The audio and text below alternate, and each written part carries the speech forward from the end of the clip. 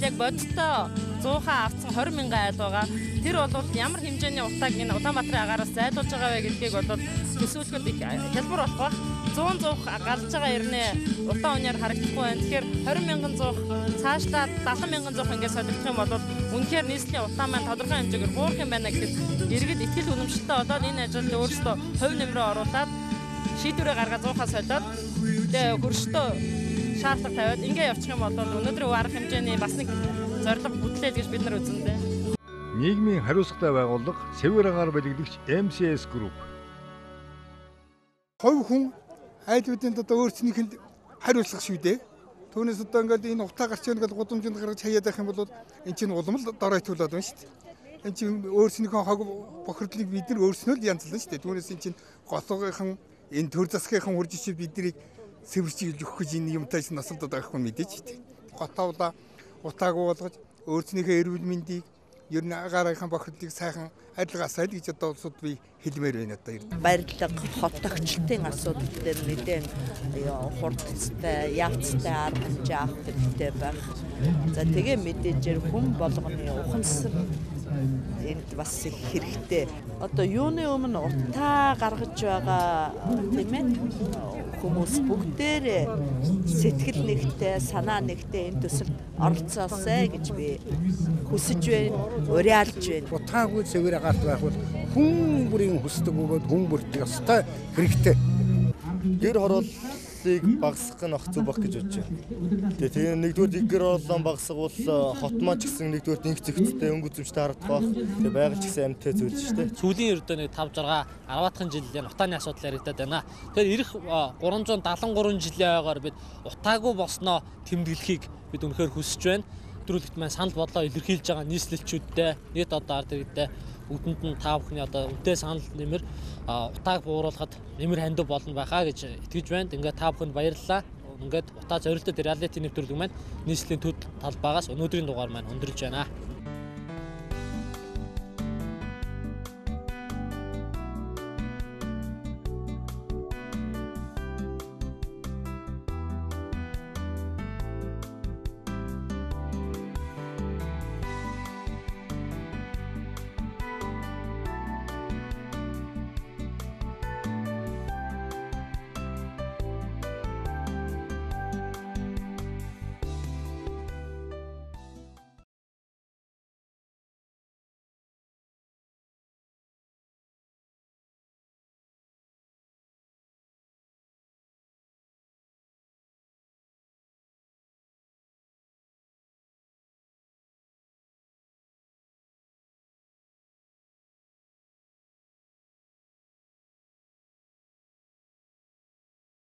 Монголын үндэсний олон нийтийн телевиз санаачлан MCS Group, Эко үйлчлэг дэмжигч Хас банктай хамтран утаа зорилтод реалити нэвтрүүлгийг хүргэж байна.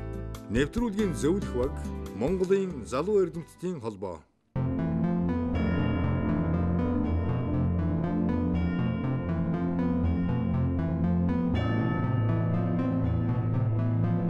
Бидэнтэй хамтран үзэж, хамтран бүтээлцэж байгаа эрхэм хүнд үзэгчдийн энэ өдрийн амгалан айлтгая. Тэгэхээр өнөөдрийнхээ дугаараар бид нэр урд 4-р дугаараараа 17 бүлтэй 6 хөгжлийн бэрхшээлтэй иргэнтэй Шамсрангаанхаас нэг хүнийг оюун билэг гэдэг охиныг бид нар ажилд оруулж тэр чинээгээр нь одоо зоохных нь хөлсөг ямар нэгэн хэмжээгээр өөрийнх нь хүч хөдөлмөрөөр бий болгоцож зоохын тавьж өгье гэдэг нэг юм санс наачлагыг гаргаад ирсэн шүү дээ. Тэрнээс хойш одоо 11-2 хандсан байна. Судалгааны баг тэнд ажилласан байгаа. Энэ судалгааны үр дүн юу болж байна вэ? Хүмүүс иргэд энэ ямар болон сэтгэлдтэй байх нь вэ? Хандлага ер нь хаашаа болж байна вэ? Нэвтрүүлэг явсны дараачаас эхлээд олон хүмүүс байгууллага бидэнтэй нэгдэж байгаагийн сацуу өргөн олон хүн бүхэлдээ нэг сэрж мэдэрч бүгдээрээ босож ерөөсөө нутааны салхан зүйтэй юм байна.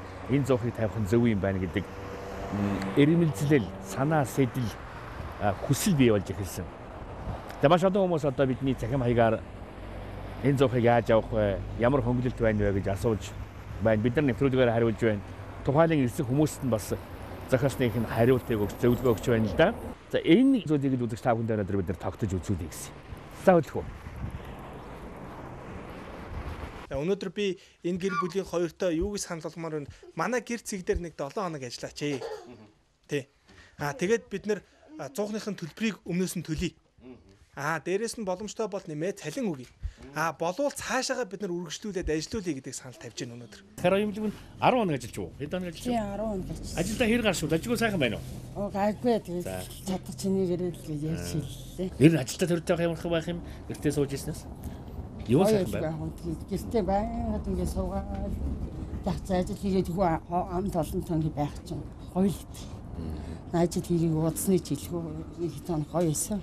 7 хоногт манад 3 төгөөлтэй байдаг гэдэгтэр энэ ажлын хугацаанд бол ер нь 100 гаруй борлогдсон гэж бодож байна. Ажил хөдөлмөрийн үр шим болох анхных нь одоо нэгсний цалин бас өгье. Дээрээс нь нөгөө амлаж исэн 100-аа өнөөдөр бид өгье. Тэгээд ямар ч байсан гэр бүлд нь дулаан аз жаргал сайн сайхан бүхнийг хүсэн өрөөё. За ястаа хоёртай сайхан юм болж байна даа. Хоёр юм болж байна шүү дээ. За 10 хоногийнхан сайхан. За ингээд 100 нь энэ байна. Тэгээд манай суйрлуулалтын баг удахгүй очиод суйрлуулад өгөх баг. Оюун бэлэгч маань өөрөө 18 уулаа те амьдэрдэг. Тэгээ 18 хүн тэр байшинда дулаахан амьдарч чадж гэнэ үгүй юу гэдгийг бас дараа чи нэвтрүүлгээр хараасаа гэж хүсэж байна. Хүн шитоног яагаад тэгэхэд өнөөдөр 100 таасан тийш баярлж байна уу. Өөр ирэхгүй нэл бас гарчлаа. За энэ шийдээс гарч байгаа нэг үр дүн энэ үзэгчдэд барин 50 гарч байгаа үр дүн энэ юм аа. Үйл ажиллагаа эрхэлж байгаа бүс компаниудаас гадна төрийн захиргааны байгууллагууд ялангуяа хороо хорны хэсгийн дарга нар иргэд өөрсдөө ухамсарлаж одоо ингэ зүтгэх нь одоо бүх нийтийн л үр хэрэг болгон зүйтэй байна л. Ингээл дээр дургу хаасаагүй санаж сэдэцгээе. Үнгүй юм гэж байдаггүй тийм ээ. Хүн өнөөдөр өөрийнхөө хөдөлмөрөөр одоо үр шимийг нь олж авсан зүйл болгон амттай. Ухаанд дэлхийн улсынхан зүрх тарихыг нийслэл хэмээдэг юм. Удмын нүүдэлч үүнийг унган төрлөх хэлээрэн хүрээ гэдэг. Хүрээ. Хүрээлэх, дугуйрах, нэгдэх. Бөмбөрцөг цагаан германч хүрээ загварын сонгодог хэлбэр. Тэнд эцэг хийгээд их, элбэр журамт ахан дүүс өтгөс хийгээд нялхсан цөм бүрэн. Агад тэднийх нэг нь эвийн саруул өргөндө мансуурлын хорт хар тамхи татаад хэлбэл юу болгосон. Өрхийн тэргүүн төвчхүү, өндөр өвөг хүлцхүү, өрөвлөгт нялхас маань тэсвэрлэх үү. Утаанаас ангид уушгийг угтаан бидэнд байгаль их заяагаа нүгүй. Хахир өвлч ба хамаагүй хамгийн гол нь тархин чүглсэн утаагаан үлдэн хөөцгөй. Угааран танаацгай хүмүүсээ. Санал асуулгын судалгааны эхний дүнгуудыг бид бас гаргасан байгаа. За Чингэлтэй дүүргийн 12 дугаар хороогоор болохоор Монголын залуу эрдэмтдийн холбооны одоо залуу судлаачд явсан. 17 дугаар хороогоор MCS группийн маань явсан байгаа.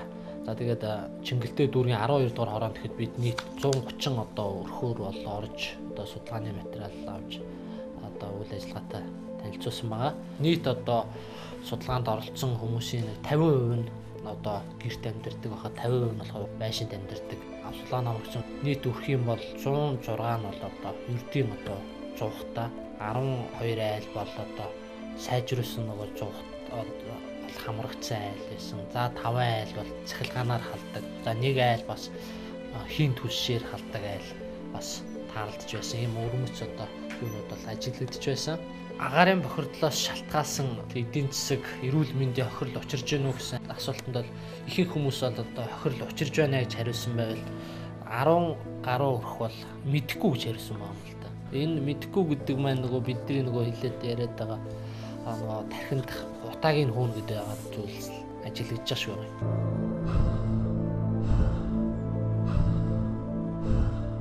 Сайжруулах хэрэгслээр дор хойш 50% хэмнэлт гарч ийн гэсэн судалгаа байгаа юм л да. Тэгэхээр ерөнхийдөө бидний авсан судалгааны дүнгээс харахад нэг өрх маань жилдээ хүүтний үйлрэлд за дунджаар бол 450-аас 500 мянган төгрөгийн түлш хэрэгэлт юм байна. Түвшиндээ зарцуулт юм байна. Ингээд энэ маань одоо бөөндө авчдаг одоо түвшээ нэг дор машинаар нь зүгээд авчдаг айлууд. Гэтэл амжиргааны түвшин ядуур тусмаа иргэд маань харин өдөр тутмынхаа хэрэгцээний түвшийг авч байна. Өдөр тутмынхаа хэрэгцээний түвшийг авч байгаа айл маань өөрөө хүүтний үйлрэлд нийтдээ 550-аас 650 мянган төгрөг зарцуулсан судалгаа гарч байгаа. Ингээр иргэд ядуурлын түвшин доошлогсмаа тэр иргэд маань илүү их мөнгө зарцуулж ийн гэсэн сонирхолтой баримт гараад байгаа юм л да. Агаарын бохирдлыг хэн бууруулах ёстой вэ гэдэг дээр 70 орчим хувийн хамтын оролцоотойгоор төр засаг, ард иргэд, хотын цэвэр одоо олон улсын байгууллагууд хамтарч бүх иргэд хамтарч одоо агаарын бохирдлыг бууруулах хэрэгтэй гэсэн төгөл гарсан. Одоо агаарын бохирдлыг бууруулах үйл ажиллагаа та бүхэн нэгдэж ажиллах гэсэн юм дээр бас хамтран гэсэн хүмүүс бас нэг 70 орчим хувь байхад мэдхгүй гэсэн хүмүүс бас нэг 20 төр болж байгаа. Тэгэхээр бас эргэлзэж дээр нь бүр хамтрах боломжгүй гэсэн иргэд бас нэг 7-8 орчим хувь бас эзэлж байна. Бас энэ маань өөрөө бидний итгэл биш яриад байгаа иргэдийн маань тарих өөрөө угаартчихсан байна гэдгийг хэлээд байгаа юм болов уу гэж санаж байна л да. Гэр орол руу шугам татна гэж ярьж ирсэн яасан болоо. Цахилгаан станц барьна гэсэн яасан болоо. Цахилгааны одоо хүртээмж хүрэхгүй байна. Цахилгаанаар халлах гэсэн боловч одоо барыг цахилгаанаар халах нь тэгэл орой хоолоо ихэд эрчим хүч маань хүрэхгүй байна. Энэ станцын асуудал юу болсон болоо гэдэг ч юм уу. Эсвэл ерөөсө жил болгон хэдэн сая төгрөг хэдэн тэрбум төгрөгийн агаарын бохирдол бууруулахад зарцуулах юм аа. Тэгсэн хэрнээ ерөөсө агаарын бохирдол буурахгүй байна. Энэ яагаад гэж байгаа юм болоо. Дээрээс нь бас зарим хорооны айлууд биднэрт 100 бас өгөхгүй байна те зөвхөн төслийн хүрээний айлууд 100 өгöd байна. Гэтэл тэр хүмүүс нь авахгүй гэж олон янз болоод хад бид нар бүр авах сонирхолтой хүмүүс авч чадахгүй байна. Энэ хүмүүс чивзээ хүргэх вэ гэсэн ийм санал асуулт бас ирсэн байна л да. Тэгээ иргэд маань өөрсдөө асар итвэх муутай. Ажлыг хайдгүй, ажлыг голдог, шилдэг яг иймэрхүү бэлэмжлэх одоо нэг өснөд бэлэмжлэх үзэл бол энэ иргэдийн одоо тархинд бас байгаад байна. Орчин тогтноод байна. Сонгуульд өгөхөөр их хурлын гишүүд нь ч нөгөө иргэдийн хурлын гишүүд нь авчаал төлөө нүүрс мод өгдөг те. За 100 муух юу энэ авчаал ингээл өгдөг, хөнгөлдөг. Иннээс бол хүмүүс одоо юу нэг судалгаар явж байгсан ажиглаж байсан те. Манад хийцээ өгөх, би хийцээ авах. Одоо юу өгөх вэ гэл ингээл хараа суугаад байдаг болсон юм шиг. Тэгэхээр ингээ өөрсдөөс нь шалтгаасан зүйлсийг бид дор дороо хийж бас бохирдлоос салах одоо бас нэг үндсэн боломж гарах юм шиг.